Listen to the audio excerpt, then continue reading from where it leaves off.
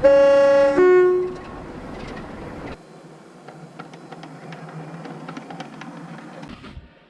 and welcome to another video from Dapol Rail. This is another 15 minutes of modeling video, and today is Monday, November 18th, 2019. And so this is a project that we started on Friday, and I did a little bit of it on Friday, a little bit of it on Saturday, and then Sunday my kids had hockey.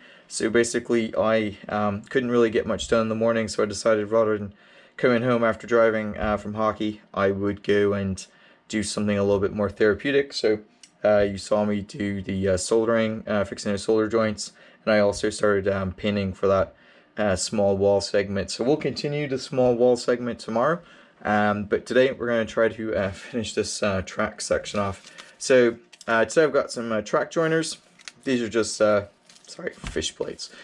So I've got these fish plates from Pico, and we'll be putting those on the track here, here, and here, and here. I'm also going to go and finish this, and we will tack it down in a few little places. Now I probably won't have time on this video to tack the whole rail down the way I would like to. I don't think there's really a need to do that on the video. You guys are going to get tired of me, you know, screwing holes into flex track. So I think today what we'll do is we'll put this piece in, we'll show you this piece going in, and then I'll maybe spend an extra few minutes screwing the rest of the track in and so on. One thing I'm going to do today though is going to get the paintbrush and sort of paint in the bits of the track here that were missed because where the previous track was, just so we can clean up the baseboard. I'm going to just be using a kind of a brown paint just to cover it up and hide it a little bit. We'll be putting down ballast anyway, so it shouldn't really matter, but in case anything comes through, we're just going to be thorough about it. Okay, so as normal, we're going to go and get started. So Alexa, give us a 15-minute timer. 15 minutes, starting now. Alright, so like I said on Saturday, if you guys are following along or doing something similar on your YouTube channels, maybe we call this the Mall Railway or Mall Railroading 15-minute challenge.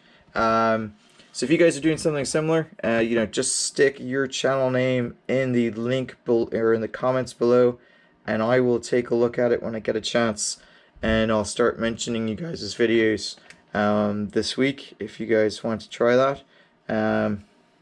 And it might be a good way for people to get some exposure for their channel as well. I'll obviously, you know, watch your video first to make sure it's appropriate, and then we'll go ahead and recommend your channel on here, or at least mention it if you guys are participating. And I'd like to see folks participate, because I think it's a you know, a lot of people, their layouts kind of just sit there and don't get a lot done because they don't have the time to do it.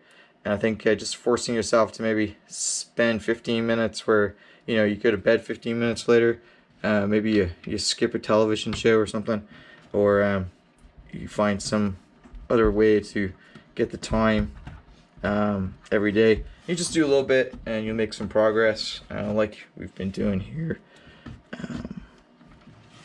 So I'm going to take the pliers. I probably should have put the fish plates on the existing track that's been weathered because it's a little stiff. You want to aim when you you want to aim when you do this to get about halfway if you can, and then we'll stick the sleepers back underneath it, or you could 3D print a solution as well. So here we have a bit of a problem. I didn't really think about this. So what we end up doing to fix this is you basically just push the sleeper past the rail, line it up, and then grab the pliers, and then just basically push the sleeper back over the rail. And sometimes it's easier to use a screwdriver to do this. Just be real careful not to slice up your fingers when you do this.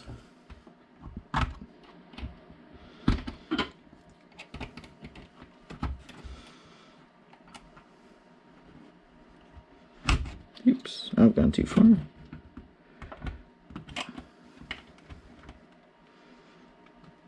Yeah, and I've gone too far the other way. I'm wasting time. Alright.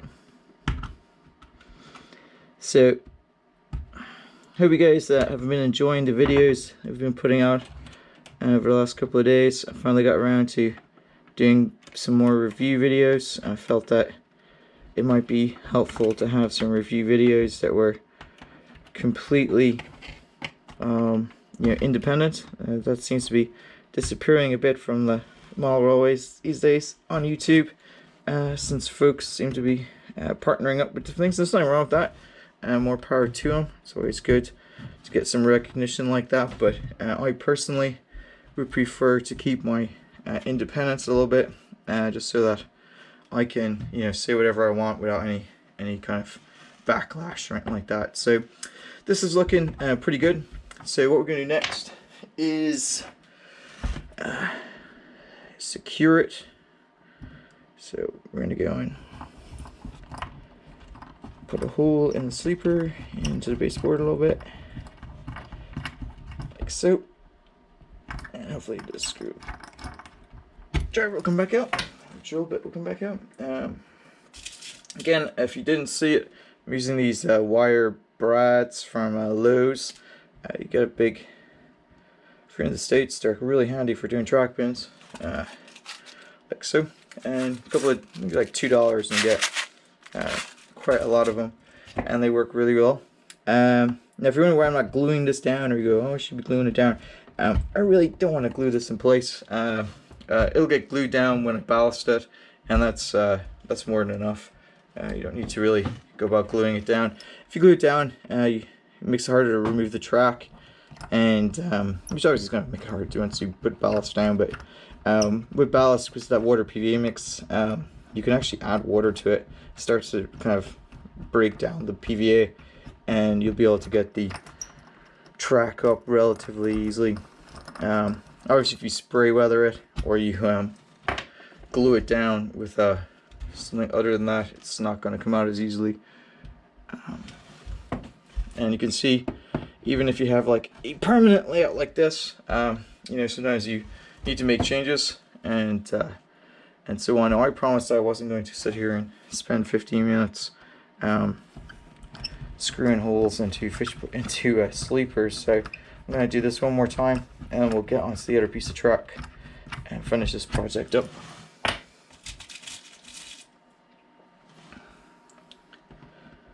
So we're going to be doing some scenery projects. I got tons of those to do, ballasting, other things. So you'll be able to see me doing various different things over the next couple of weeks and months as I continue to do this. Alright, so next up, we've got our next piece of track, which we're going to have to put in place. So just like in the first video, we're going to start down one end and snip the, actually you're going to set sleepers off. Okay, I'm going to take 2 sets of sleepers off that side, and then we'll flip it around. I think I'm only going to take 1 set off on the side.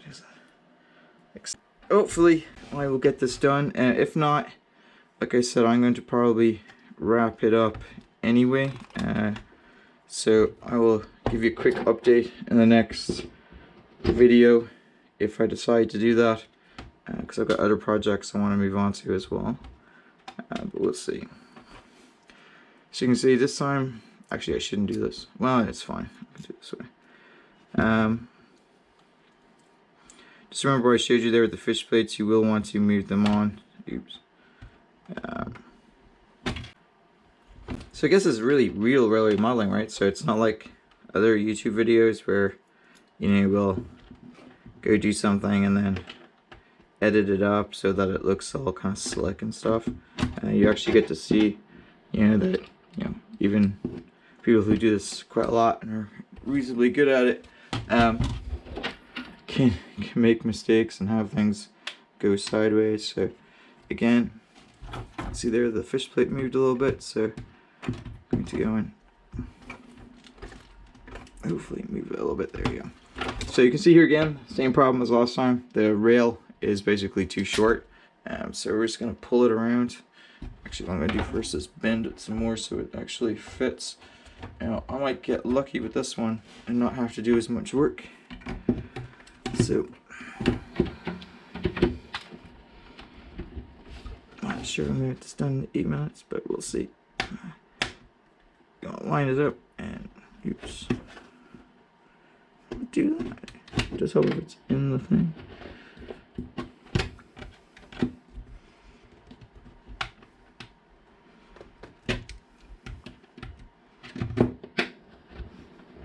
Wow. These fish plates are really not liking me today. There we go. I'm just going to move that a little bit. Alright. So the next thing is we want to make sure this is actually attached. Like that. Okay, so the first thing I want to do is make sure I don't create a new problem, right? Which is make sure that oops, my elbow just got distributed. Yeah, we'll worry about that later. Still dropping fish plates. Okay, so my arm apparently had fish plates stuck to it, and I just threw them everywhere. I'll have to pick those up later. So we got lots of really cool 3D printing videos coming out today. So if you haven't not subscribed to the channel, might be a good time to do that. And if you're not really big into 3D printing, you should still check it out. It's a really cool modeling tool, and I think you guys will see the benefits of it. So this is free on this end, but I really want to just kind of bring it in a little bit this way without impacting this too much. So I'm going to take this tool, because you're probably off camera now. So if I move the camera around this way, you can see just kind of lining it up. I'm going to drop this in here so that it gets part of the curve right. At least the exit part of the curve right. And that's smooth. So this is going to cause problems. I think this is going to cause issues if I have a Pendolino coach. Now they will be going in opposite directions. Oh, they'll be going in opposite directions, but that could still cause me some issues. So I really want to move it a little bit more this way, if I can do that. But then I also have to make sure that I've actually fixed the problem on this side. Now this is a sort of a slow line, so I'm never going to be running anything like HSTs with Mach 3s or anything like that on it. It'll probably be just the Mach 2 coaches, but I still want to make sure that there's enough clearance, which there appears to be. So we're going to go and lock in on this, and it also helps me separate this gap that was over here that I wanted to separate. So we're going to go and weigh this down. My trusty cup of tea, so put that there and hope it doesn't move. And then we're probably not going to get this done. But I might get enough to get a few more bits of some more stuff screwed in here. So I think what I'm going to do is probably try to wrap this up myself today. Well, we might just do one more video so you guys can finish up. We'll see. We still have the painting to do and so on, so we'll see how that was working out. Again, so if you guys are joining in, doing this sort of thing, go ahead and put your channel in the comments below, and I'll try to mention some of them this week. If I have time to check them out. Alright. And by the way, if you see me doing something totally crazy that's wrong, feel free to point that out as well. Everybody has their own way of doing things, and well, some things are, technically there's probably a better way to do it. Whatever works, gets the job done, you don't have any problems, it's fine. But if there's a problem with the way I'm doing something that's going to create issues for me in the future, feel free to point that out.